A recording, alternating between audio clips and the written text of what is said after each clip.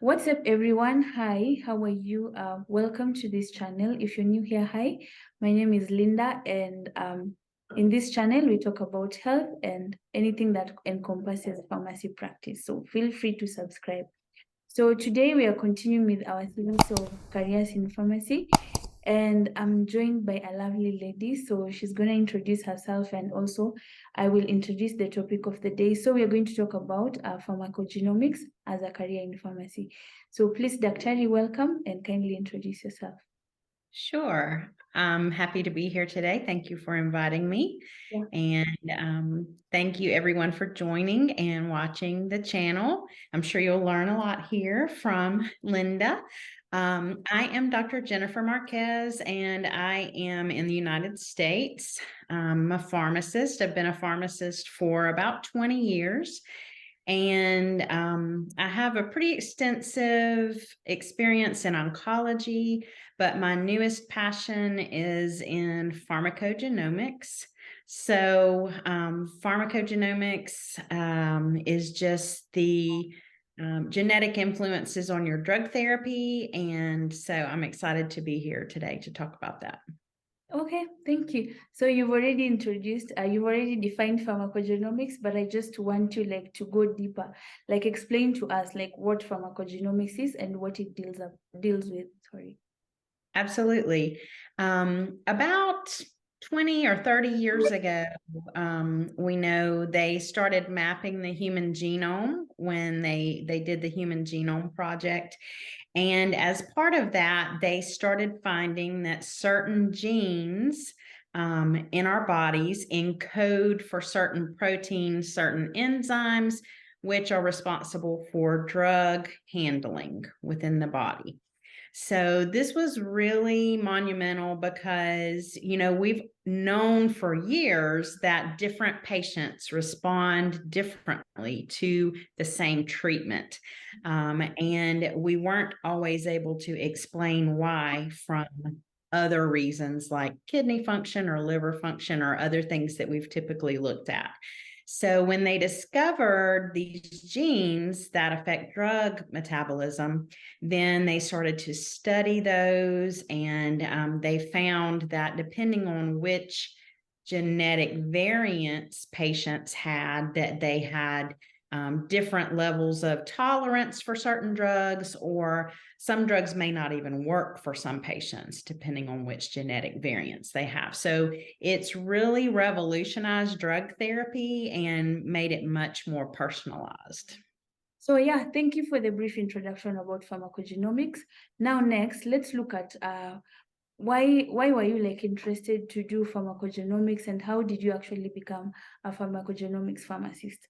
Are there any specific trainings that you undertook, or just tell us a bit about your journey and how you got there, and why actually you decided to switch from oncology, community pharmacy practice up until now you were interested in pharmacogenomics? Okay, sure. I'm actually still doing oncology as well. I'm doing several things because I like doing a lot of different things. But it was probably about 2 years ago, I got on LinkedIn and just started networking with people, with other pharmacists, and really anyone on LinkedIn, but I was especially interested in connecting with people in healthcare that were doing interesting things.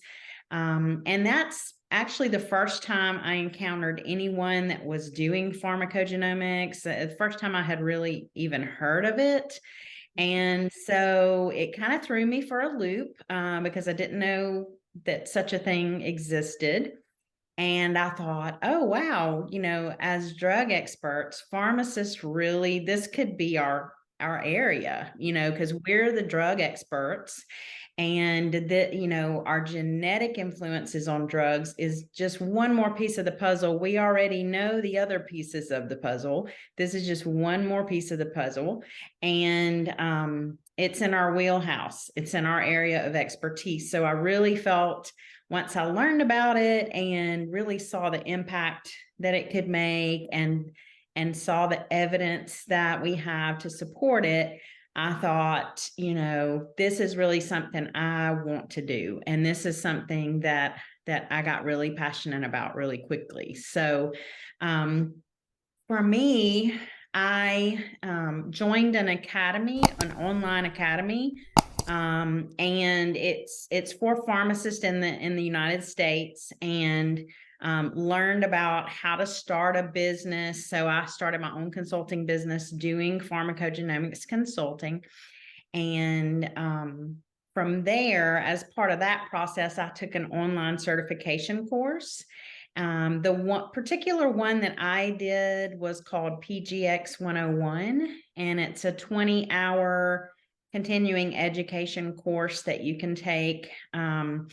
There are lots of educational programs, though. There are lots of certification courses that you can do that are available online. And there are actually some master's programs at universities that you can take as well if you want more in-depth training in this area. And we'll talk a little bit more, I think, maybe about some of the projects I'm involved with, but one of my partner countries is actually Zambia. And Zambia is starting a master's program in pharmacogenomics for the 2024 school year. So it's a very exciting, it's becoming a reality all over the world, but specifically I'm passionate about making it a reality in Africa. So I'm really excited to be here today to talk to you and your audience. Thank you. So thank you for your journey and the certification and how actually someone can grow into the field. So I want now for you to tell me where someone can work. So now I've gone to school, did either the certification or the master's program. So where do I work and how do I go about it? Like, since like in Kenya, this is a field that no one knows. Like if you tell someone about pharmacogenomics, I'm sure most of my audience, they don't even know what that is because right, taught that in our curriculum, and it's something that is actually like new in the field. So if I take my time to go and study, how will I get a job, or where will I practice, and how can I practice like in pharmacogenomics? Excellent question. Jobs in pharmacogenomics are definitely easier to come by in some areas than others. In the United States, there are lots of opportunities because we have lots of labs that do pharmacogenomics testing, and they always need experts in the field. So, any lab that does pharmacogenomics or PGX testing would be interested in hiring a pharmacist with this expertise because you would be able to help that lab with their reporting technology and to make sure that the drug recommendations that are being made are correct. And so definitely with labs, there are a few companies in the US that hire pharmacist consultants to look at the reports and to look at the patient's medical history and to actually come up with recommendations based on those reports. So basically they're being hired as PGX consultants as well in some areas. Obviously, you could use knowledge in PGX to teach at the university level, or even at high school level. If you were teaching students that were interested in health professions, you could teach about PGX and pharmacy as well. So one of the projects that I'm actually involved with is I am on the executive team of a lab, and we will actually be hiring some pharmacist PGX consultants that I will personally train to work with us. So that lab is located in South Africa, but we will have partnerships all over Africa. Okay, awesome.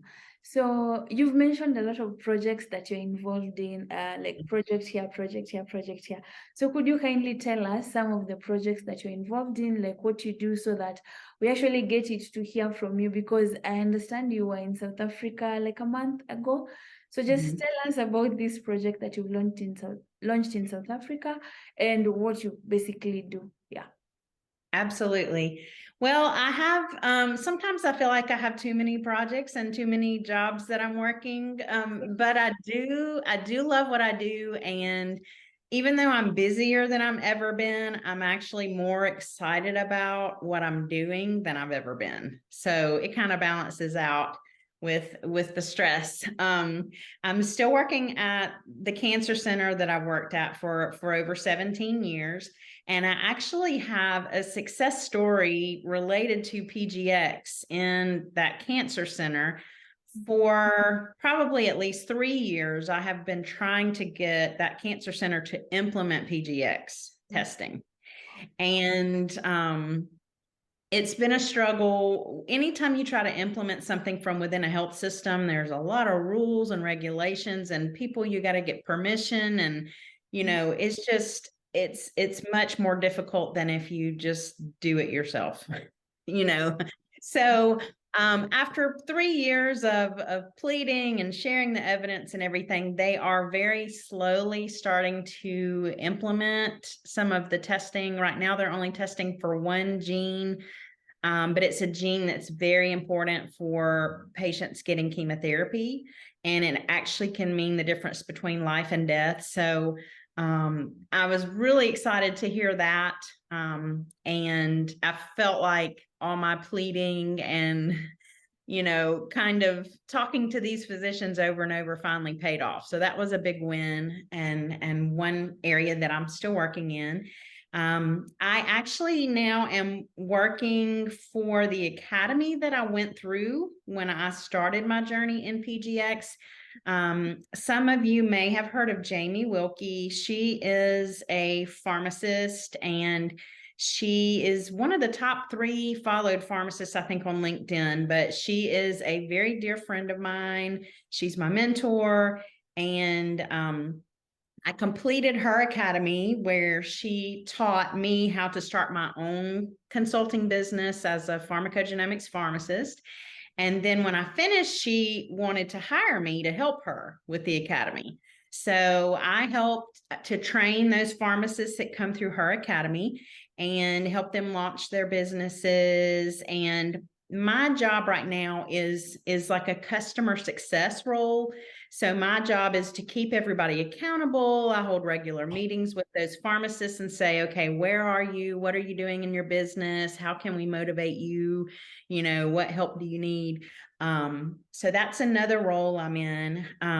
Obviously, I have my own consulting business, and the big project with it is the one you mentioned in South Africa. I've been asked to join Ontaris Genomics, and that's a brand new genomics lab that has started up in South Africa. I visited there about a month ago and did some presentations to physicians and pharmacists there. And we have launched our 100,000 genomes project in Africa. And we will be doing pharmacogenomics testing. I have developed my own online course that I will be using to teach physicians how to implement this and teach pharmacists how to do consulting like I do as consultants for our lab. So we will actually hire people to do these consults through our lab. Okay, so you've mentioned that you're launching a course online. So I'm just like interested to know, when are you launching it and how does someone join the course? If at all someone might be interested here, like how do they go about it? Like signing up and joining your academy so that they have like this knowledge. So could you briefly tell us about it? Sure. My course is going to be probably about a 6-hour online course. It's definitely not as comprehensive as a certification course is, but it's an introduction to pharmacogenomics. And the purpose of it really is to train the physicians and the pharmacists that are planning to work specifically with our lab. So, there may be a point in the future where I create a more generalized course for people. But for right now, it's really just for those people that are wanting to partner with us specifically as employees of our lab.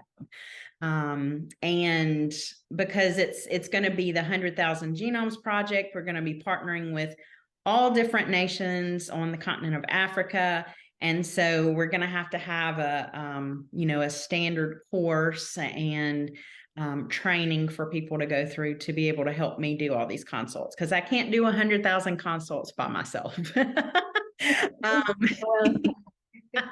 In addition to my course, we'll actually have a short official certification course that we're going to partner with that's actually put out in the US. And I think that one is maybe an 8-hour certification course that will be just for the pharmacists that are going to be doing the consulting, because they're going to need more in-depth knowledge to be able to do the consults. So the information on the course, I should actually finish recording my course within the next week, and then I'll be posting it online after that point. So probably within the next couple of weeks, everything should be online. Okay, so please keep us posted for those interested. I will. Yeah. So now, since this is a new field, like in the practice of pharmacy, can you just tell us about the future? Like, do you see a future in this field, or is this field just gonna die like that? Just kindly tell us about like what you see as the future, since you're one of the pioneers in the field. Absolutely. I am super excited about pharmacogenomics because pharmacy practice is different everywhere in all different parts of the world. Right now in the US, the practice of pharmacy has changed a lot in the last few years, and people are very dissatisfied with, a lot of the roles that they've been in community pharmacies. They don't feel respected. They don't feel like their knowledge is being used. And they're just dissatisfied with the work hours, the work conditions. They're not only filling prescriptions, but now they're having to give vaccines, and they're having to do all these things. And, it's just very tough to meet all the expectations. And many people feel it's just unsafe, the conditions that they work in. So in the US, there's been a mass exodus from retail pharmacy. Wow. And if you've looked at the news any, you'll actually see that a lot of these pharmacies are strategically putting out stories saying there's a pharmacist shortage. Yeah, there's no pharmacist shortage. There are more pharmacists now than there are jobs. But there is a shortage of people that are willing to work in those conditions. So a lot of people have just left and have pursued other careers because they're just so frustrated. But I'm excited because I feel like PGX, you can really, like me, you can create your own career. At least in the US, it's easy to make your own job, basically build your own business, or find a company that's wanting to hire you for your expertise. But the evidence just grows every day. They're finding more and more how your genetics influences your drugs. And honestly, the providers, the physicians that are wanting to implement this, they don't have time to learn it. It's complicated. They don't understand it. They don't know how to read the reports. So they really need a drug expert to help them out. And that's why I'm so excited about what we're doing in South Africa, because many of the labs here in the US, they don't incorporate a pharmacist into the process. Well, I'm biased. I think pharmacists are the coolest people on the earth. So, I can see the value in what we do. We can take a 40-page genetic report. We can boil that down to 1 or 2 pages worth of drug recommendations that physician can just read and implement. They don't have to understand the report. They don't have to understand the genetics. They can just say, I have an expert here that has told me I need to do XYZ, and I'm just going to do it, and everybody's happy. So that's what we're wanting to do. And that's what I think the future of pharmacy is going to be, because we can help these doctors take better care of their patients, make their practices more efficient, keep people out of the hospital, reduce trial and error. You know, I just think we're going to make the healthcare system more efficient, and we're finally going to be recognized for our expertise. Okay, good. So if you actually didn't get it, she said pharmacists are cool. So pharmacists, you agree? I know you agree. Give me a thumbs up because of that. So yeah, so right now, since this is a new field, and we see there's so many pharmacists who are being trained like worldwide. So I just want you to give us a parting shot, like to anyone who wants to join this field, to anyone who's new to the field of pharmacy and they've just heard about pharmacogenomics. What would you like to tell them? What's your takeaway message to them? I would say think about all your options. There are lots of options for pharmacists. I think pharmacogenomics is going to be the future of our career, though, because it's not, I don't see it as a separate practice. I see it as another piece that makes our job complete. And, you know, in order to do a complete job and a complete evaluation of a patient, you really need to know that piece. Because you can know their liver function, you can know their renal function, you can know all the things. But if they have those certain genetic variants, you know, they may not even activate certain prodrugs, or they may not be able to metabolize certain drugs. The drug just may accumulate and cause all sorts of toxicity. So I think in order to be a good pharmacist, you need to know at least a decent amount about pharmacogenomics to be able to do a thorough assessment of your patient and to make complete recommendations for them. I have several links that I could share. My personal website actually has a lot of good general information about pharmacogenomics. I have some YouTube videos on there that just kind of quick little videos to talk about different aspects of pharmacogenomics. And I have some blogs on there. That website is www.pharmdna.com. So anybody can check that out and learn a little bit more about what I do and about pharmacogenomics. If anybody specifically wants to know about our Africa project, our 100,000 Genomes project, I can be reached at Jennifer at Antares, Antares, Genomics, Genomics.com. And learn more about our company and what we're doing and what countries we're working with in Africa and all the exciting things that are going to be coming out of that. For anyone who's on LinkedIn, I'm very active there. I have a lot of followers and I love to post content about PGX. So I'd love for you to connect with me there as well. Okay, so guys, what I'll do is I will put all her information that she said in the description box. So please check it out if you want more information about it. And to you, Doc, I would really like to appreciate you for taking your time to just come to this interview and talk about what you do to my audience. I really appreciate that. And to my audience, if you have any questions about pharmacogenomics, if you have any comments or something you want to know about pharmacogenomics, please leave it in the comment section and Dr. will be able to actually respond. Sorry, I use Dr. Dr. is Swahili for doctor. Sorry, I keep using that, so I hope you get it. Yeah, so thank you so much, guys. Thank you for watching. If you liked this video, please give it a thumbs up and remember to subscribe, and I'll see you on my next video. Bye-bye.